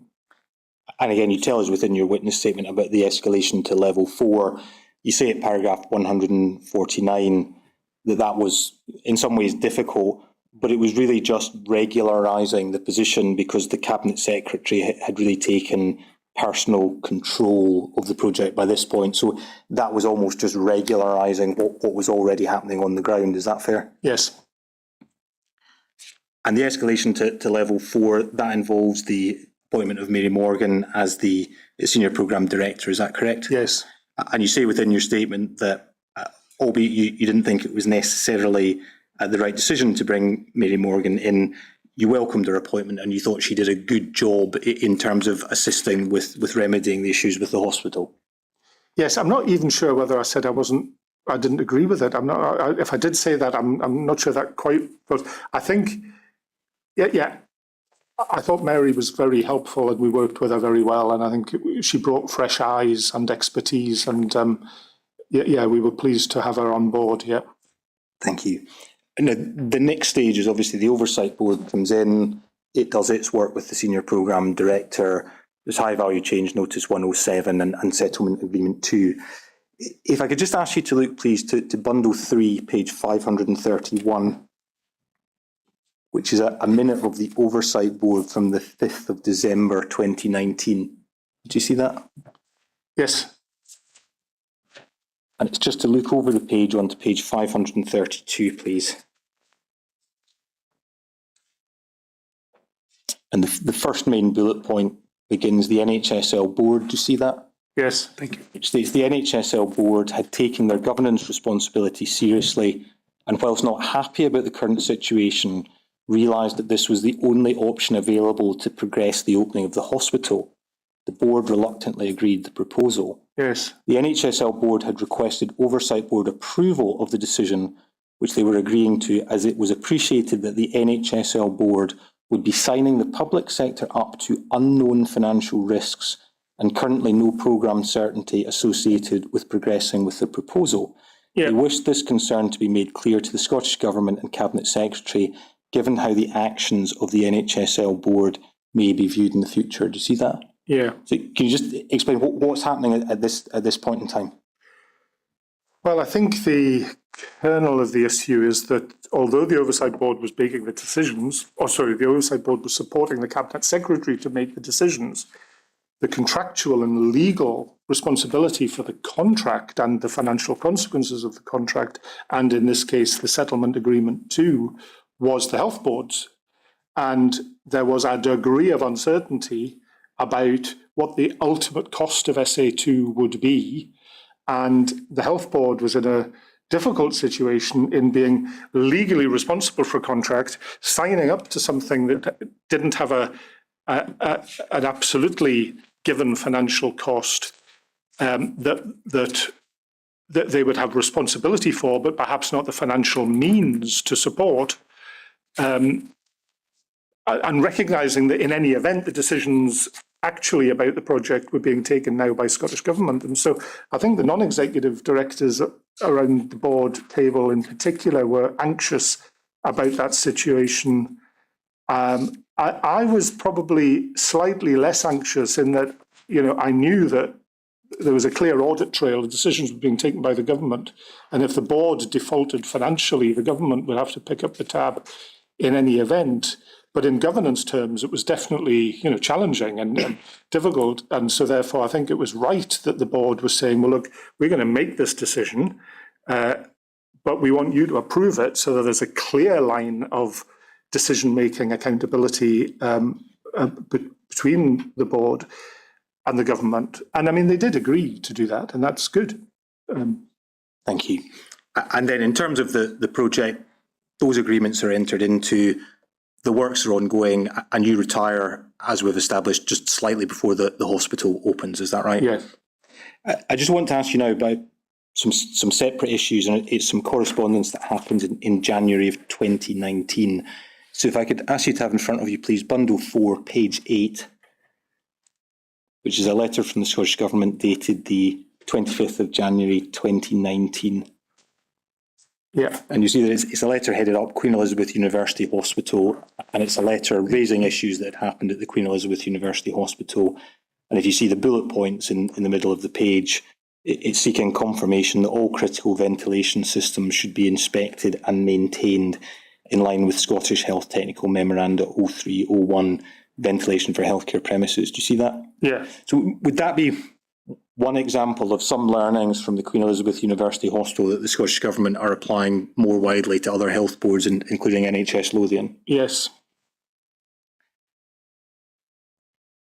And then if we look over the page onto page 9, we'll see that this is a letter dated the 31st of January 2019 to Brian Curry. Do you see that? Yes.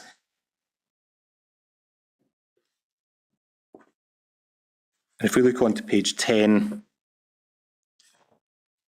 you see the bold heading, all critical ventilation systems inspected and maintained in line with Scottish Health Technical Memorandum 0301, ventilation for healthcare premises, construction. All ventilation systems have been designed, installed and commissioned in line with SHTM 0301 as required. Systems are maintained in such a manner which allows handover at actual completion to meet SHTM 0301 standards. And so it continues. Now, that's a letter that seems to be written in response to the request that comes in from the Scottish Government. Can you remember what reliance, if any, did the project team, Finance and Resources Committee and the Board of NHSL place on the assurance there about the compliance of the systems in the context of the project? I'm not sure I could say for the board as a whole, but I mean, I personally took it as being reassuring that it confirmed what we believed we were buying. We were buying a hospital that would comply with that because they were a clear part of our BCRs. So, I mean, I took assurance from it, but it was what I would have expected them to say because that's what we thought we were getting. If I can ask you just to look on within this bundle, if we look on to bundle 4, page 244, you see that there's a later letter dated the 12th of February 2019. Do you see that? Yes. Addressed to Wallace Weir.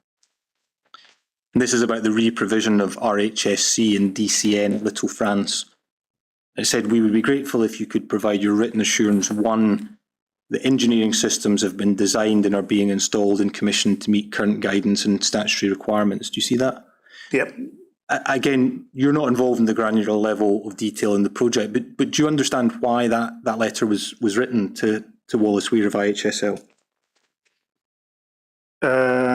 I think it was still part of the process of the earlier letter that you showed me that Scottish Government were asking for levels of assurance from boards in light of what was emerging from Glasgow, and my understanding was that some of that, if not that previous letter, other things as well. There was an HPS inspection of Glasgow that detailed 14 recommendations for Glasgow that were then circulated to all boards to confirm whether or not they, could reassure themselves and government that they were on the case on all of those issues. But I think that was what it was. And in specific relation to the project, we couldn't give that confirmation at that time because, the building was being built and designed by HSL. So I think that's what we were asking for. Just we need you as you've got the design risk, you're building the project. You need to confirm that these things, for us, you need to confirm that these things are in place. Thank you. And if I could ask you to look on, still within bundle 4 to page 246, please, which is a letter of the 13th of March 29 from IHSL to Mr Curry. Do you see that? Yep. There's various confirmations provided, but if we look at point 1, it says the engineering systems are designed and are being installed and commissioned to meet the relevant project agreement standards. Do you see that? Yes. Again, it's easy looking back with hindsight, but it's a slightly different formulation of words that are used as opposed to compliance with SHTM 0301 as required. At this point in time, did that have any alarm bells ringing for anyone on the project? Well, again, I can't really speak for others, but for me, it didn't, because at that time, we thought that the project agreement and the standards were one and the same. Thank you. Within your statement, you addressed the issue of whether the Department for Clinical Neurosciences could have moved and opened perhaps on a phased basis earlier than it did. You're not necessarily critical of decisions that were made, but is your own personal view that the Department for Clinical Neurosciences could have moved at an earlier date than it did? Yes. And can you just explain why you hold that view?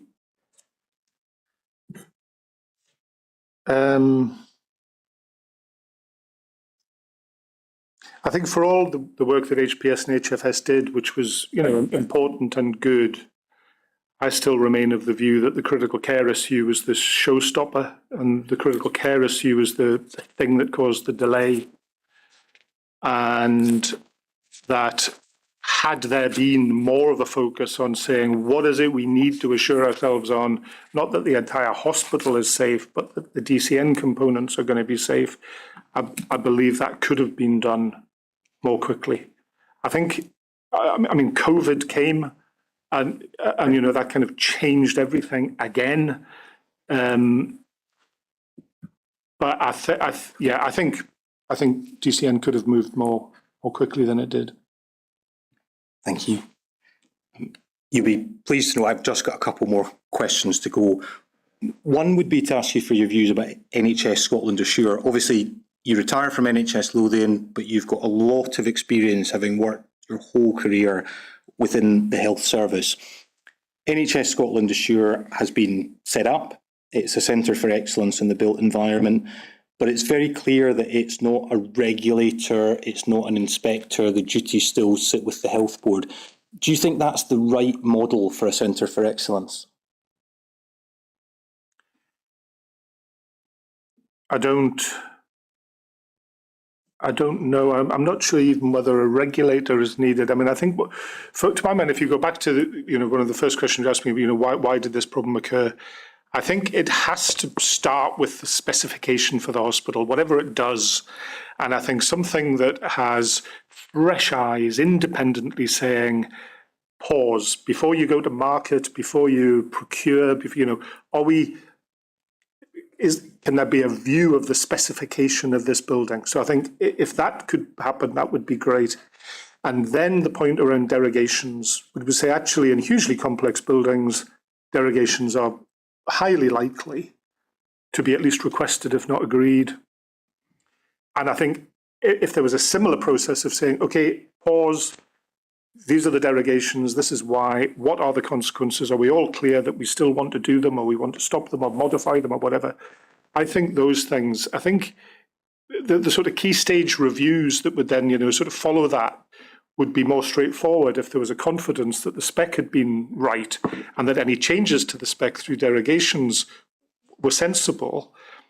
But I think if you like to just overlay Scotland, whatever it's called, Assure or whatever, onto projects that are already in progress, and I think it's probably quite problematic. I think it probably, to my mind, would be better sequenced in the way I've set out. So again, just so I'm understanding things correctly, you think more standardisation would be helpful, greater clarity in projects in terms of exactly what you're doing, and a very clear procedure for derogating from standards if that's what's happening? Yes, particularly in these very complex projects. I mean, it should be said, even in my career, I was responsible for dozens and dozens and dozens of projects over 37 years that we actually, achieved without that level of scrutiny. But I think these, the big hospital projects, I think in particular, yes, that would be good. Thank you. The final question from me, at least for the moment, is really it's an open question. You worked on the project, you're retired now, I'm sure you've had a lot of time to reflect and think about matters. You cover a lot of ground in your statement, we've covered a lot of ground today. But in terms of reflections, is there anything we've not covered to date that you think would be helpful in terms of trying to make improvements to these types of projects for the future? Well, for brevity, I think I would just reiterate what I just said, confirm what I just said. I think there is a place. I mean, at the moment, all of the capital projects, as I understand it, have been paused because of a lack of capital. And I think if you think, well, that's likely to be a feature of the next few years, possibly, not that it would be paused, but the capital would be scarce, then I think revenue funded models have to be considered, rather than finding big lumps of cash, paying, a mortgage type option would have to be there. But I think, so rather than revenue funding or private finance being sort of demonized, I think it could have a role, but it should be much more simplified. I mean, if health boards could just borrow the money themselves, for example, and rather than having to create a sort of project company or a special purpose vehicle to borrow money on their behalf, and this kind of thing, I think that there could be some more simplistic ways that would leverage in private finance without it just being so complex. Thank you. Mr Davison, that's all the questions I have at the moment, but thank you for answering all my questions today. Lord Brody, I don't have any questions at the moment. Thank you, Mr McGregor. What I would like to do, Mr Davison, is just check with the room that there's no more questions that anyone wishes to direct to you, or if there are questions, we can make arrangements for that. So could I ask you to return to the witness room, maybe for 10 minutes? Sure.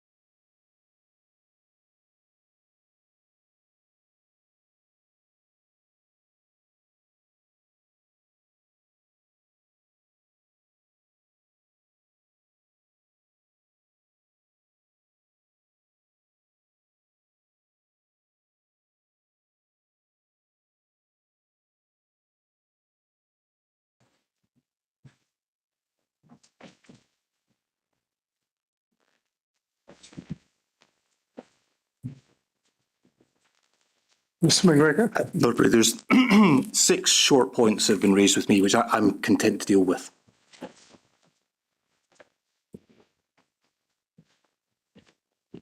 Mr Davison, a few more questions, which will come from Mr McGregor. Thank you. Mr Davison, one of the issues we discussed today is the clarity of the board construction requirements. And you'd said your own personal view was that they were very clear in terms of what they would require. Do you recall, in terms of the board construction requirements, that they do say that you have to comply with certain requirements unless something else is specifically stated? Do you remember wording like that appears within the board construction I think requirements? the only recollection I have, I covered a little earlier, which was something to the effect of where there's a contradiction in any of the paperwork, you should default to the more onerous requirement. That's my recollection. But fundamentally, and this is meant as no disrespect, you're not a lawyer and you're not offering an expert opinion in terms of what the correct definitive interpretation of the contract is, including the board construction requirements. No. Thank you. The second issue is just to clarify, it's in relation to when the works were done under what became Settlement Agreement 1. And I think you fairly say, well, at the point Settlement Agreement 1 is signed, the works have already been done. Is that right? The ventilation works, Yes. But again, should the inquiry understand that the discussions are taking place, the dispute arises 2016, discussions in 2017, broad agreement on the principles March, April, May of 2018, and then it's throughout the rest of 2018 that IHSL and Multiplex effectively do the works that had already been agreed. So the works are done in late 2018, albeit formally recorded in the agreement in 2019. Is that right? Yes, I think so. Thank you. The third matter would be the issue of the independent tester. In terms of Settlement Agreement 1, was the independent tester to test against the project agreement as amended by Settlement Agreement 1?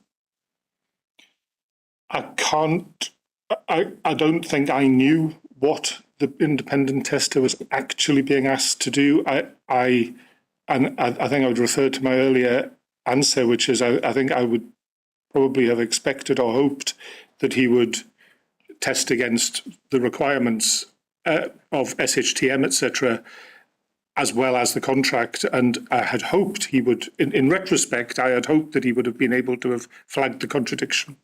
But that's your hope or expectation as to what should have happened, as opposed to you having gone through the contract with a fine-tooth comb? Yes. Thank you. The next issue I'd like to ask you about, you remember that we looked at the letter that Malcolm Wright sent to you saying the decision that had been taken by the Cabinet Secretary. Yep. If I could just ask you to look to Bundle 7, Volume 1, please, at page 98.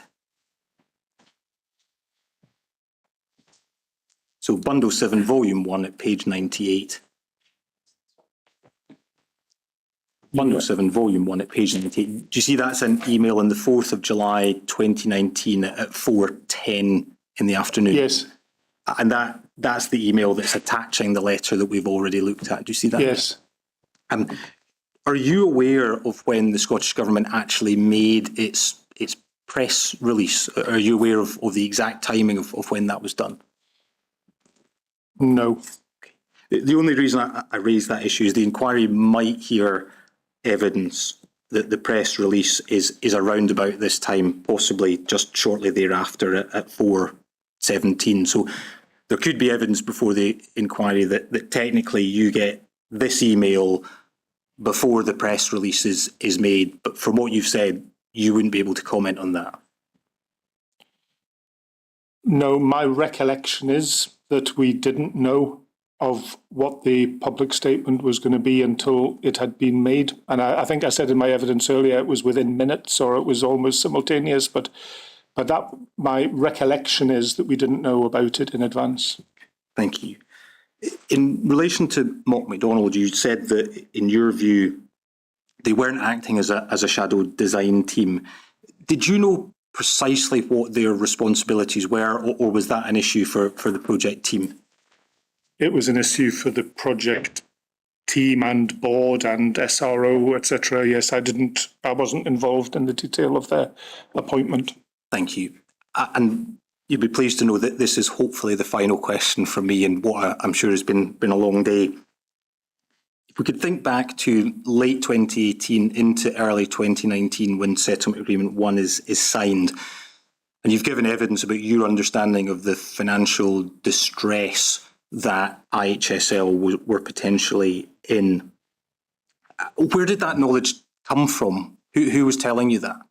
I think mainly Susan Goldsmith. Okay.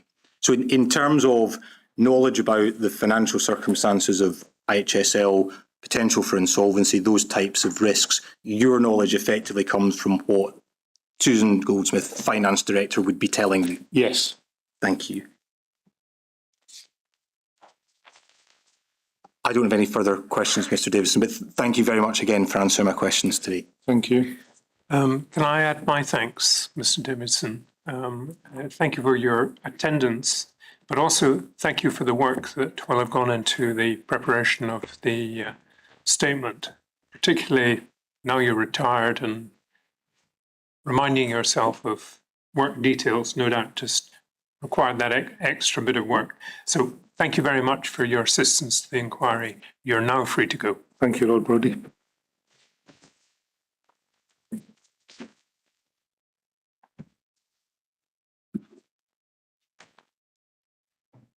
I think the plan is to sit again in Tuesday.